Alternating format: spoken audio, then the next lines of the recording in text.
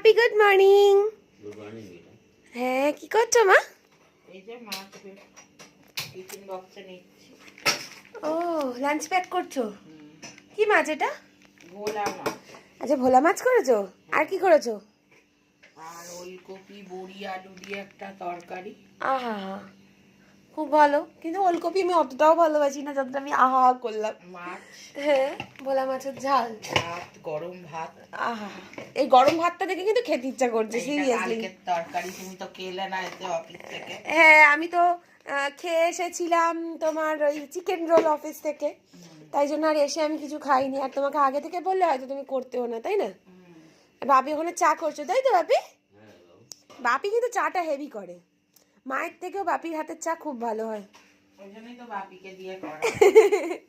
হ্যাঁ ঠিক আছে। আমি গিয়েছিলাম সকালবেলায় জিমে, আর জিম থেকে এসে গরম জল খেলাম, স্নান করলাম, এবার রেডি রেডি হচ্ছি, এখন রেডি হয়ে যাইনি। তারপরে দেখলাম মা এখানে কি করছে, তাই জন্য ভাবলাম তোমাদের সাথে একটু শেয়ার করি। এখন আমাকে কি দিচ্ছ খেতে এটা?